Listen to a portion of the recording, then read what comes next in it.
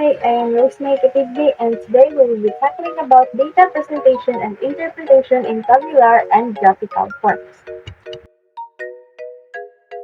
Data processing is the fundamental information through a process. In research, data is manipulated to produce results that lead the answer to a specific problem for a improvement of an existing situation. The data may be presented through diagram, graph, and graph can be line, bar, pie, etc., and table or figure. And now we have methods of data processing. It is important to process the data collected carefully. Data processing is concerned with editing, coding, classifying, tabulating, and charting, and diagramming research data. The essence of data processing in research is data reduction. Data reduction involves winnowing out the irrelevant from the relevant data and establishing order from chaos and giving shape to a mass of data. There are several steps in data processing. First, we have editing of data. Editing is the process of examining the data collected in questionnaires or schedules to detect errors and omissions to see that they are corrected and the schedules are ready for tabulation. The researcher must see to it that data are accurate, relevant, consistent, complete, and acceptable in general people. Next, we have coding of data. Coding is necessary for efficient analysis, and through it, the several replies from the respondents may be reduced to a smaller number of classes which contain the critical information required for analysis. Coding decisions should usually be taken at the designing stage of the questionnaire. Coding is the process or operation by which data or responses are organized into classes or categories and numerals or other symbols are given to each item according to the class in which it falls. In other words, coding involves two important operations. A. The deciding the categories to be used, and B. Allocating individuals' answers to them. Next is the classification of data. Data must be classified or categorized in the statistical data under various understandable homogeneous groups for the purpose of convenient interpretations. A uniformity of attributes is the basic criterion for classification, and the grouping of data is made according to similarity. Classification becomes necessary when there is a diversity in the data collected for meaningful presentation and analysis. Last, we have tabulation of data. Tabulation is the process of summarizing raw data and displaying it in a compact form for further analysis. Therefore, preparing tables is a very important step. The following steps are necessary in the preparation of table. First, we have title of table. The table should be first given a brief, simple, and clear title which may express the basis of classification based on the purpose of the study. Next, we have columns and rows. Each table should be prepared in just adequate number of columns and rows. Then, captions. The columns and rows should be given simple and clear captions so the ordinary reader can understand the data. Ruling. The columns and rows should be divided by means of thin or thick rulings. Then, arrangement of items. Comparable figures should be arranged side by side. Next is the deviation. They should be arranged in the column near the original data so that their presence may easily be noted. Then size of columns. These should be made according to the requirements. Arrangement of items. These should be made according to the problem. Special emphasis. This can be done by writing important data in bold or special letters. Unit of measurement. The unit should be noted below the lines. Approximation. This should also be noted below the title. Footnotes. This may be given below the table. Total. Totals of each column and grand total should be in one line. And last, the source. Source of data must be given. And now we will be talking about organizing the data. We have raw data. Raw data are unprocessed, unorganized source data such as the data from the different populations. When When the data are processed or summarized or categorized, they are called output data. Now we have scope and purpose of data analysis. The process of data analysis is used to describe, summarize, and compare data using statistical techniques in a systematic manner. There are three basic steps in data analysis. First, the organizing and preparing the data for analysis. Next is the analyzing the data. And the last step is interpreting results. Again, we have organizing and preparing the data for analysis and analyzing the data. And last is the interpreting results.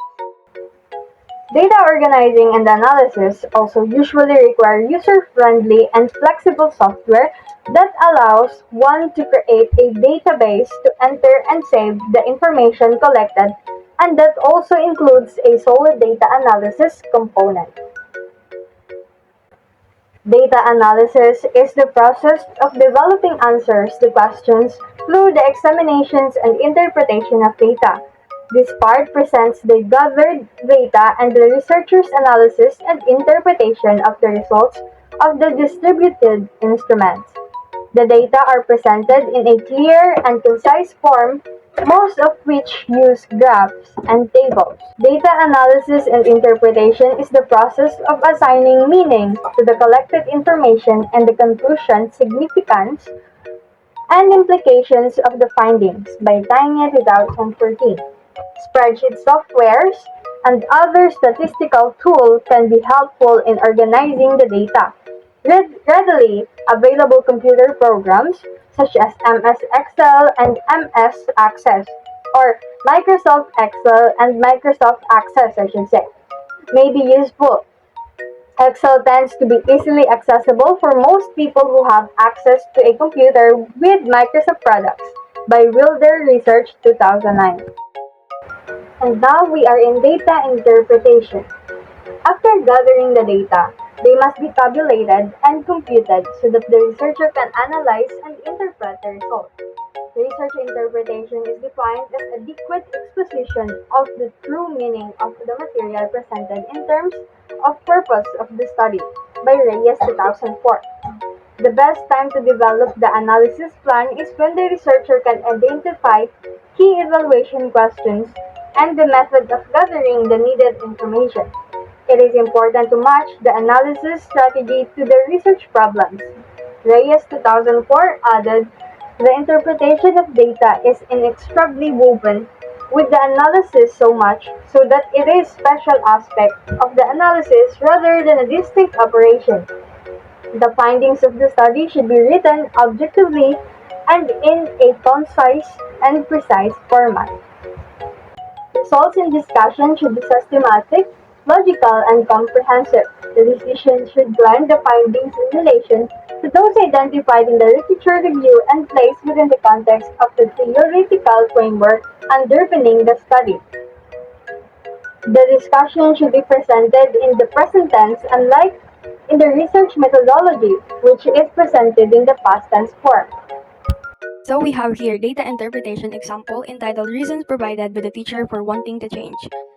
As we can see at the pie graph, we have does not offer professional training for 14%, environmental not conductive 13%, limited opportunity for promotion 19%, salary is not so high 20%, no security tenure 17%, and low motivation for 15%, and 2% for the others. For our sample interpretation, the table presents certain reasons why teacher want to change shift career. As gleaned from the data, 20% of the teacher respondents admit that oftentimes teacher salaries are not released on time, hence they are prompted to borrow a certain amount of money from the loan sharks with a sizable amount of interest rate. As revealed by the respondents, the teacher salary is not so high. Married ones expressed that sometimes they experience sending promissory notes to the school of their children for the permission to take major examinations. Further, during the interview, 19% noted that they have little opportunity for promotion. 15% of the teacher respondents are not motivated to teach because of the low salary and not enough instructional materials in the classroom. Trainings are available, but 14% of the respondents assert that the training is not offered to all of them. In addition, 13% revealed that the environment is not conducive for learning. Now we have presentation of data. To be able to create and present an organized picture of information from research reports, it is important to use certain techniques to communicate findings and interpretations of research studies into visual forms. The common techniques being used to display data results are tabular, textual, and graphical methods. And we have text presentation of data. Textual presentation use words, statements, or paragraphs with numerals, numbers, or measurements to describe data. They can be used independently to describe the data when there are very few quantities of numbers. Can also be used to compare data using paragraphs for the discussion. For example, there are 42,036 barangays in the Philippines. The largest barangay in terms of population size is Barangay 176 in Caloocan City with 247,000 persons. It is followed by Commonwealth in Quezon City, 198,285, and Batasan Hills in Quezon City, 161,409. 12 other barangays posted a population size of more than 100,000 persons. So it is important to put the source where we get the example or the statement we use. Then we have here the source from tsa.government.ph. Now we have tabular presentation of data. Tables present clear and organized data. A table must be clear and simple but complete. A good table should include the following parts. Take note of this. Table number and title. These are placed above the table. The title is usually written right after the table number. Next is caption subhead. This refers to columns and rows. Body, it contains all the data under each subhead. Then the source, as what I said earlier, it's very important. It indicates if the data is secondary and it should be acknowledged. We have here an example of tabular presentation of data. As you can see at the table, entitled Ages of Individuals in Various Employment Sectors. At the first column, we can see the employment sectors, and under it are agriculture, education, and health. The next column has a 18 to 25 age group. Under it is 3 for the agriculture, 10 for the education, and 15 for the health. Next column is the 26 to 35 age group. We have 8 for the agriculture, 15 for the education, and 28 for the health. Then the last column, we have the 36 to 45 age group, 12 for the agriculture, 15 for the education, and 35 for the health. So earlier we have text presentation and tabular presentation, and this third one has the both. This is called the tabular presentation with textual analysis. Tabular presentation with textual analysis has similar parts to the tabular presentation of data, but it has a textual analysis below the table. So we have an example there. An information sheet is distributed to 300 junior and senior high school students of a certain school to gather data and background of the students in terms of sex, grade level, and social economic stuff, those as measured by monthly family income. A profile analysis of students' background is provided for each tabular presentation of the profile variables and illustrate textual analysis. As we can see in the table, we have the profiles of students according to gender there. In the first column, first row, we have the gender. Under it is the male, female, and the total. And the second row, we have the frequency. Under it is the 120, 180, and the 300. And the third row is the percentage, the 40%, 60%, and 100%. So we have the analysis there. Among the 300 respondents, 120 or the 40% are males and 180 or the 60% are females. Now we have the presentation and interpretation of data. The next step after editing, coding, and tabulating the data is to present them into graphical or visual presentation called non-prose materials. So the purpose of presenting the data in this way is to make the outline of the results more presentable. Non-prose materials composed of graphs, bars, tables, charts, diagrams, illustrations, drawings, and maps. In quantitative research, tables and graphs are usually used standard format in presenting the data into a table or a graph, like its title, label, contents, and many more can be followed as well when school institutional format it is not provided or identified. You may visit APA, CMOs, or MLA on how to do so. And now we have tables. Table helps summarize and categorize data using columns and rows. It contains headings and that indicate the most important information about your study. To interpret the tables, one needs to do the following. First, we have analyzed the connections among the details of the headings. Next is to check the unusual patterns of the data and determine the reason behind this. Begin with the table number and the title. Then, present the significant figures, the overall results, high and low values, and the unusual patterns. The next, we have refrain from repeating again what's inside the table. Then, support your findings with literature and studies that confirms or contrasts your results. And next, we have establish the practical implications of the results. This will add value to your research findings. And last, end with a brief generalization. Here's an example for tables entitled Frequency and Percentage Distribution of Students' Overall Performance in Pre-Calculus Pre-Test. In the first column, we have students' overall performance. Under it are outstanding, very satisfactory, satisfactory, unsatisfactory, poor, and the total. Next column, we have the frequency, and under it is 2 for outstanding, 15 for very satisfactory, 33 for satisfactory, and 0 for unsatisfactory and poor. We have a total of 50. Next column is the percent. We have 5% for outstanding, 30% for very satisfactory, 66% for satisfactory, and 0 for unsatisfactory and poor. We have a total of 100%. Here's an example for table. Shows the summary of the overall adjectival rating in frequency and percentage of students in their pre-test and pre-calculus at Gulian National High School for school year 2019 to 2020. Results reveal that 66% of the students have satisfactory rating. Only 5% have outstanding rating. Overall, the data showed that the students at Gulian National High School have fair ratings based on their pre-test scores. This implies that most of the students do not have prior mastery in the concepts of the subject. Hence, teacher is expected to apply teaching strategies that will increase students' concepts of the subject. This result is supported by Ignacio 2016 that pretest scores, especially if it is valid and reliable, shows prior knowledge of the learners of the subject matter. And now we have graphical methods of presenting data. A graph or chart portrays the visual presentation of data using symbols such as lines, dots, bars, or slices.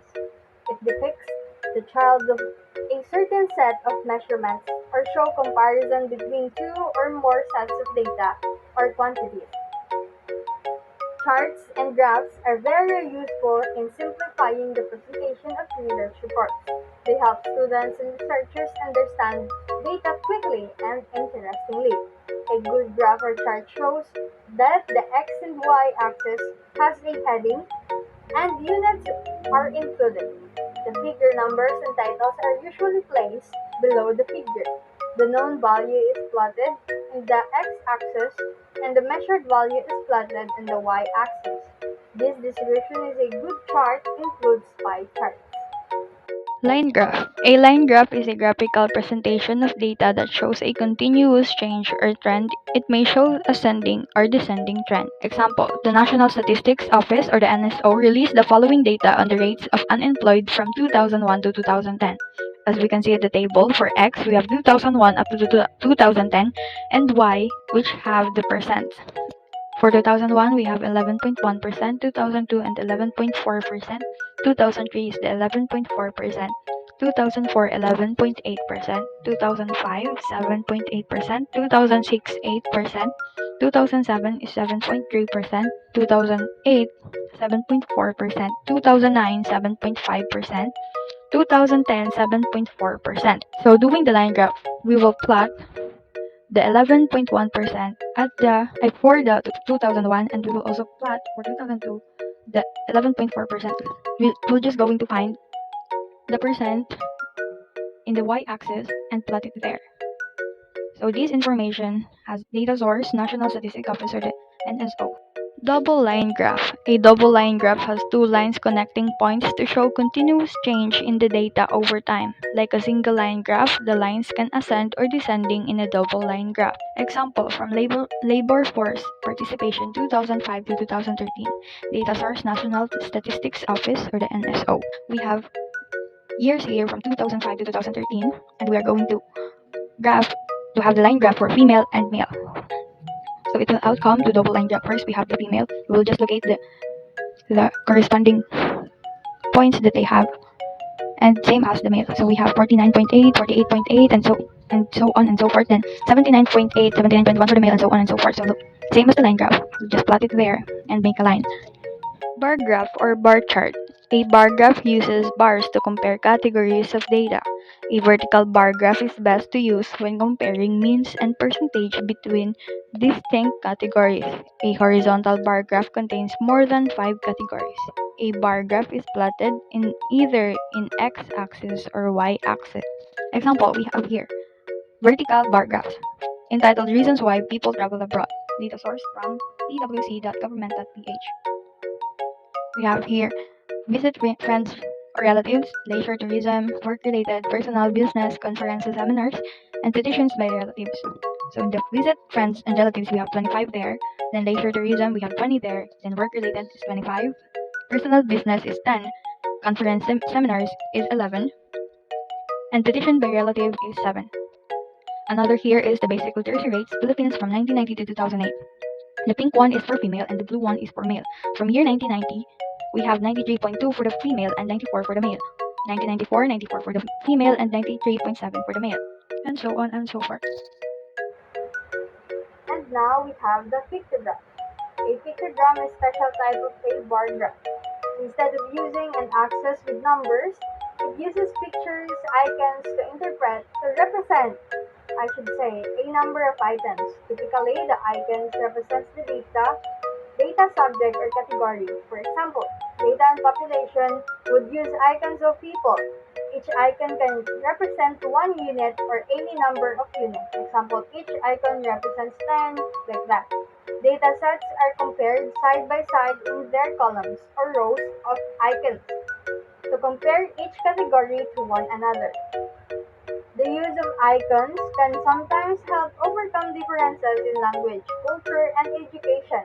Icons can also give a more representational view of the data. Two things to avoid when using pictogram charts are using them for large data sets, which makes values on the chart hard to count, then displaying partial icons, as these can add confusion to what they represent.